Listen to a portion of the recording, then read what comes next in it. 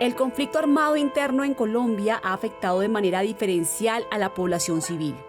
Aparte de los hechos violentos comúnmente conocidos, se dieron graves infracciones al derecho internacional humanitario a través de la violencia sexual y reproductiva y violencias basadas en género.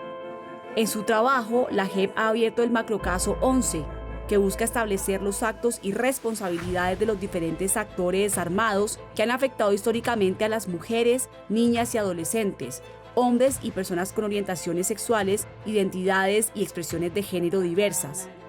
En este capítulo conoceremos el caso de dos mujeres que abren sus corazones y elevan su voz frente a este tipo de delitos que han quedado invisibilizados en el relato de la guerra en Colombia.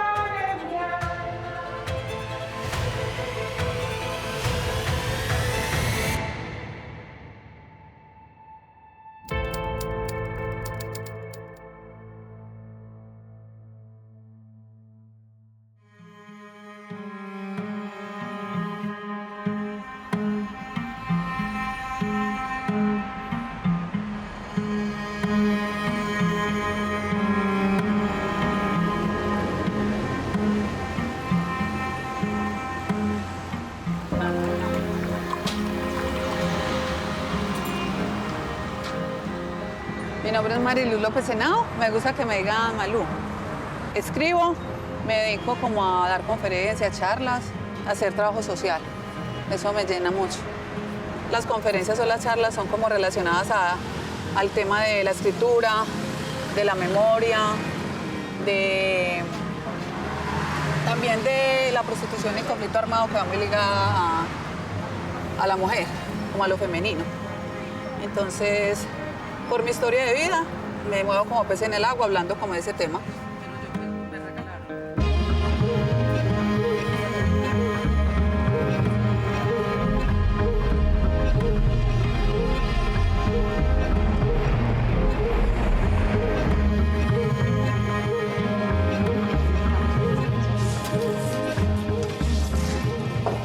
Doña Juliet, muchísimas gracias por recibirnos. Buenas, bienvenida. Cuénteme Gracias. un poquito de usted, cuénteme cuál es su nombre, usted a qué se dedica, y mientras caminamos aquí al colegio donde trabaja. ¿Vamos? Perfecto, dale. Bueno, Estamos aquí charlando y caminando. perfecto. Bueno, yo soy Juliet Guzmán Cabria, soy docente del municipio de Tierra Alta, campesina. Nací en la vereda Alto Quimarí, corregimiento de Batata, y de allí, por la violencia, salimos al pueblo a educarnos. Nos educamos y, bueno, inicialmente mi historia es netamente vulnerable, pero gracias a Dios le doy la oportunidad de hoy en día verme superado y estar también ayudando a otras personas que se superen, especialmente esas personas que son víctimas del conflicto.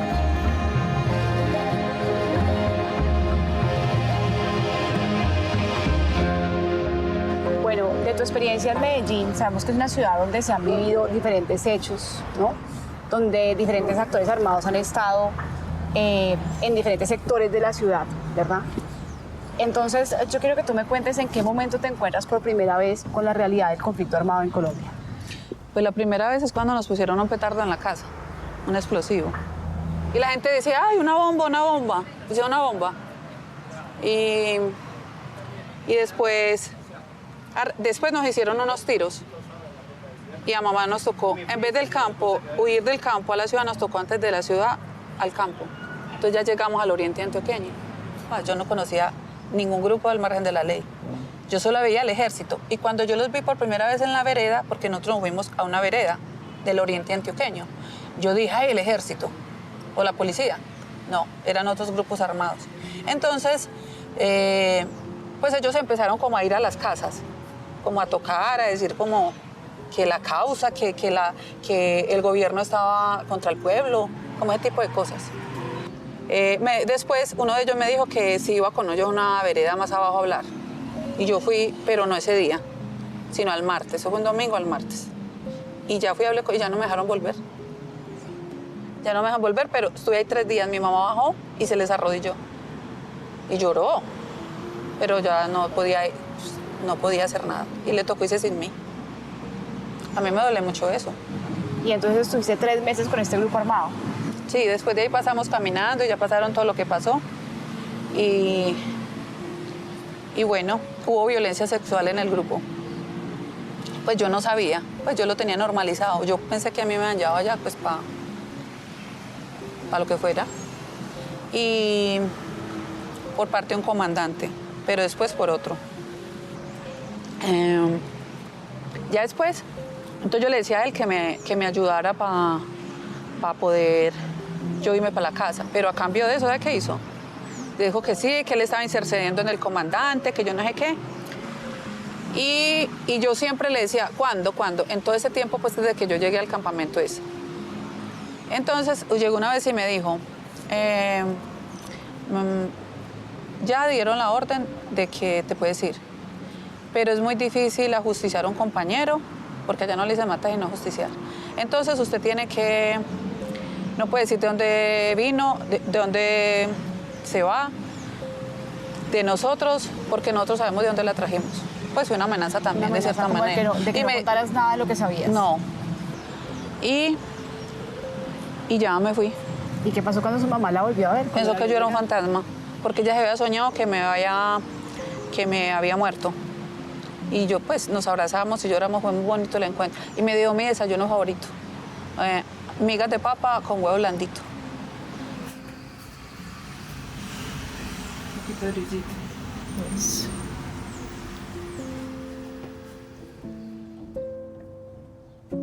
Inicialmente nosotros vivíamos en la vereda Alto Jimarí, como te mencionaba, pues con mis hermanos. Teníamos una finca que se llamaba San José, de 60 hectáreas. Allí vivía mi abuelita. Y cuando en ese tiempo estaba la guerrilla del EPL, nosotros ya vivíamos, estudiábamos acá, pero íbamos a pasar vacaciones. Ajá. Eso fue para unas vacaciones. Entonces ya decidimos que ya no íbamos más a la finca y nos hicieron salir. Quedaron unas cuantas personas en la vereda, pero ya el 14 de octubre de 1996, ahí sí dieron la orden que todo el mundo tenía que salir de la vereda. Se entiende que Colombia es un país con un altísimo porcentaje de desplazamiento interno, pero emocionalmente y culturalmente, ¿cuál es el daño que causa un desplazamiento? Destrucción de la familia, destrucción de un tejido social. Yo ya no lloro porque contar esto muchas veces ya yo he sanado. Y yo cuando cuento esto yo sano. Pero nosotros, mi familia, se acostumbraban a la faena del campo, se levantaban a las 5 de la mañana, ordeñaban las vacas, saltaban el agua, etc. Y fueron personas que se fueron a refugiar en la ciudad en 4 paredes. Nosotros en 3 años enterramos a 6 miembros de mi familia. Yo no sabía que la depresión mataba. De nosotros nos decían, se murió del corazón. Todos se enfermaron del corazón y todos empezaron a morir. Mi abuelo Bernabé, mi tío Francisco, mi tía Miña, mi abuelo Ramiro, mi abuelita, que también a raíz de ese encierro, esa tristeza, le dio una trombosis y ya quedó allí. Y con el tiempo, pues ella murió víctima producto del dolor que tenía eso. Y como te digo, cuando yo hablo de esto, mira, los pelos se me ponen de punta porque yo recuerdo en ese momento cómo escuchábamos esos caballos, los perros aullaban y solamente el aullido de los perros nosotros sabíamos que venía la muerte.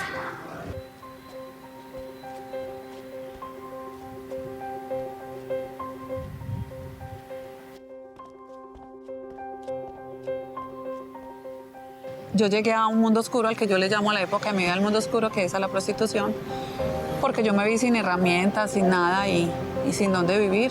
Entonces, buscando para dónde pego, me propusieron eso, entonces llegué allá. Si bien el secuestro fue una violencia, pero el secuestro fue lo que condujo a que yo llegara a ese mundo. Uno no tiene planeado en la vida que le pasen cosas malas, ¿cierto? Pues ojalá todo fuera muy bueno. Forma parte de la vida, pero no forma parte de la vida que a uno lo violenten o lo violen con un billete, porque el que paga por el cuerpo es un violador con billete. Te están captando, te tienen en un lugar como víctima de trata.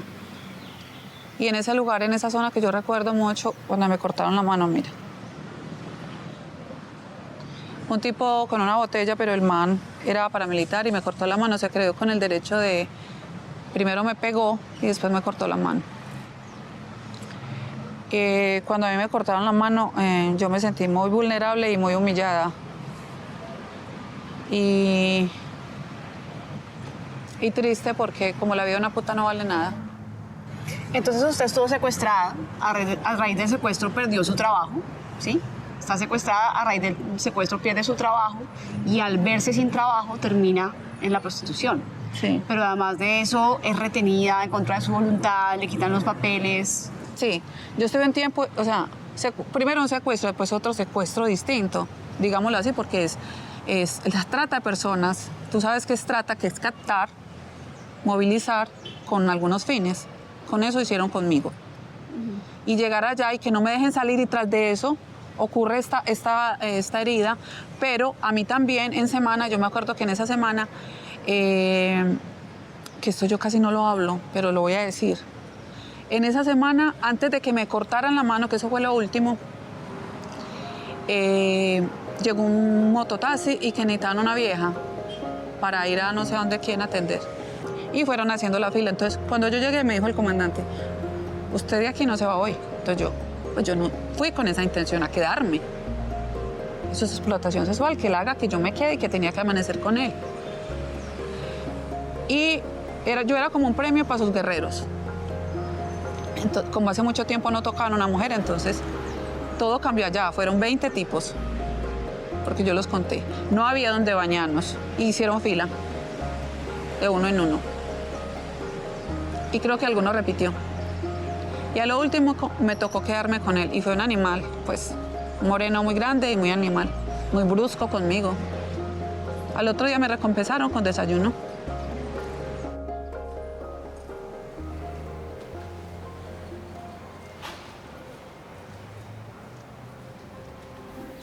Bueno, es doloroso para la Corporación Red Mujeres por la Paz de Córdoba mirar cómo se dan los procesos, cómo se dan los hechos que revictimizan, que invisibilizan y que lastiman profundamente a estas mujeres.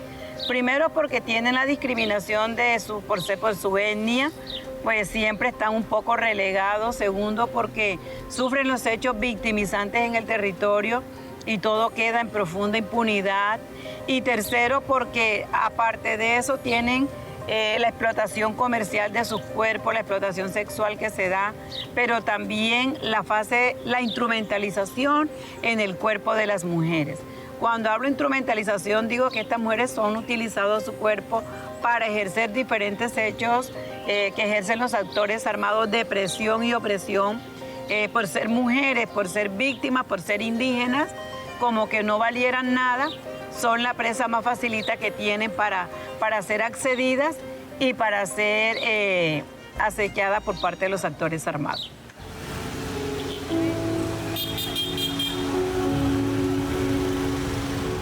Bueno, aquí este es el barrio 19 de marzo, la principal. Aquí tenemos una institución educativa, receptora de población víctima. También el 60% de la población estudiantil del colegio es víctima. Entonces, pues sería una de las acciones que tendríamos para pedirle al gobierno. Es imposible que haya plata en el Estado colombiano para reparar a todo mundo. Muy difícilmente, pero una acción colectiva que se vea que impacte y que las víctimas se sientan reparadas, puede ser las construcciones de infraestructuras educativas, de parques, de cultura, porque vuelvo y repito siempre como docente y ambientalista, la paz es posible si tenemos esas herramientas que nos permitan alejar los niños del conflicto. Mi amor, ¿cómo estás? Una semilla de la red. ¿Qué mensaje le ibas a decir tú? ¿Cómo es el mensaje de las niñas? ¿Cómo es? Mira, porque tú no me llamaste para yo bailar poco. Vamos a bailar mañana. ¿El cuerpo de las niñas qué? No se toca. El cuerpo de las niñas no se toca. A mí no me tocó nadie. A mí no me toca a nadie.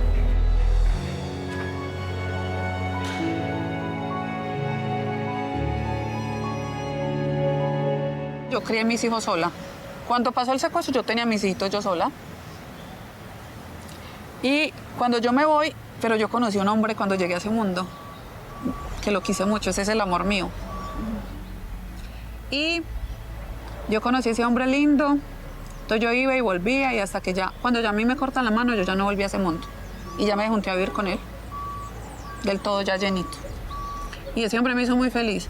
Y el papá de mis hijos se fue, cuando yo no volví a saber de él, él se fue para la costa. Pero lo mataron hace 3 años allá por robarle una cadena. Pero el hombre que yo amé fue el que crió mis hijos, en gran parte, y fue el que me desaparecieron. Dice que lo secuestraron porque él venía de una zona que no era conveniente a la otra zona y que como venía de lugares donde se manejaba la coca, entonces que lo secuestraron y que lo tiraron al río. Yo estoy en el macrocaso 1 por él también, como víctima indirecta. Entonces fue una desaparición y sencillamente no se supo nada más de él. No. Un día desapareció, un día salió de la casa y no volvió. Sí, no volvió. Y a mí de todo lo que me ha pasado, o sea, yo sé que la prostitución, pero la desaparición es muy dolorosa. Es un duelo que no se cierra. Y yo empecé a escribir por él. La investigación que adelanta la JEP busca indagar sobre los motivos y la lógica de las organizaciones armadas para efectuar este tipo de delitos que se basan en una dominación a través de las armas. En la labor de investigación se identificó un escenario de 35.178 víctimas entre los años 1957 a 2016. Los principales perpetradores de esta violencia son los paramilitares con el 33%, las extintas FARC con el 5.82% y agentes del Estado con el 3.14%. El 30% restante queda aún sin identificar pertenencia a determinado grupo armado. Se han hallado patrones que demuestran que estos hechos se dieron por asuntos como la discriminación, prejuicio y odio por orientación sexual, identidad o género. En la mayoría de casos se presentaron hechos violentos sexuales solo por el hecho de ser mujeres y encontrarse habitando en una zona de disputa de control territorial y social como formas de castigo interno en las filas. El caso está en proceso de escucha a las víctimas y se encuentra analizando las conductas criminales que permiten identificar y responsabilizar a los perpetradores de esas prácticas delictivas.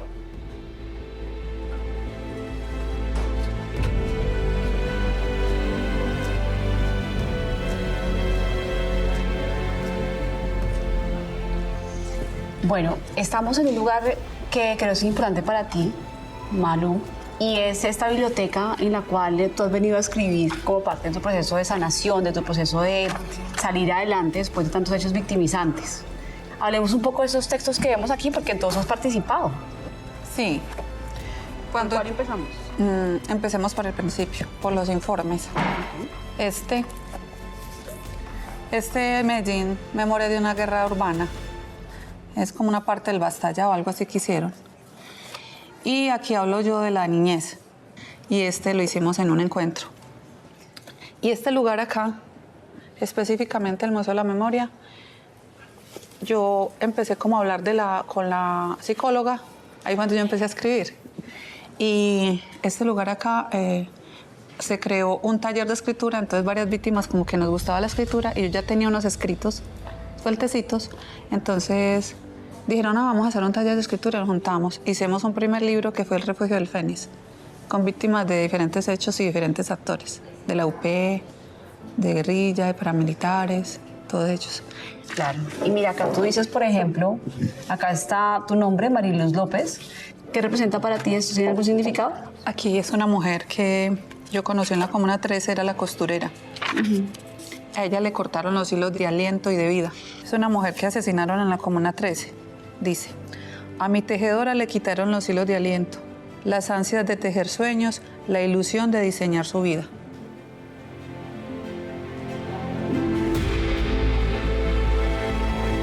Yo me imagino que para el macrocaso 11 irán a sacar tal vez otro informe. Yo no sé cómo ir a hacer eso, en el que se hable y ya se incorporen otras verdades y otras cosas. Y muchas mujeres víctimas de violencia sexual en el marco del conflicto armado, como tú dices, callan, por supuesto, porque fuera de que los cuerpos de las mujeres son convertidos en un objeto, en este caso un objeto en el marco de la guerra, fuera de eso la sanción social parece ir en contra de la mujer, ni siquiera de los victimarios. No solamente la sanción social, sino que uno se culpa. Uno se culpa porque, por ejemplo, muchas mujeres no saben quién fue el que las violó, tienen miedo, vergüenza, culpa. Y uno se culpa porque uno no deja la culpa al otro, que fue el que hizo daño. Y la gran mayoría de mujeres he conectado fueron abusadas, mujeres víctimas de violencia sexual en el conflicto armado, abusadas en la niñez, casi todas.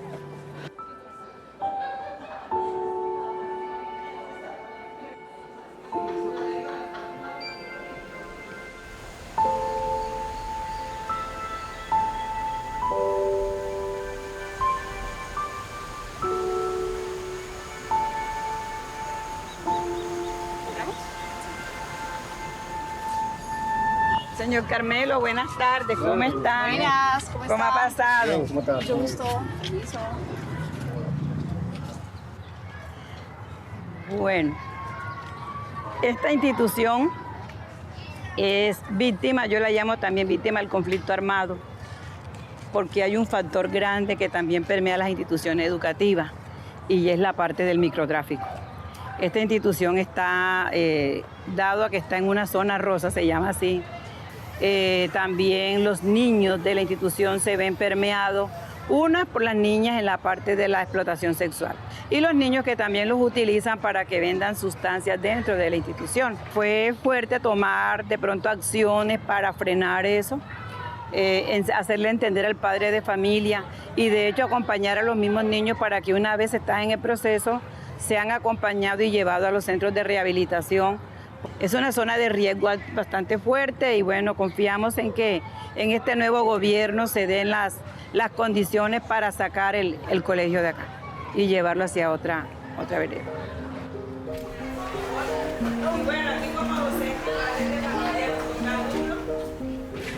Bueno, háblame un poco de tu rol como lideresa social también. ¿Cómo has podido enlazar la JEP con tu trabajo como líder social? Bueno, la JEP para nosotras, las lideresas sociales, nos ha permitido, primero que todo, porque nos ha capacitado.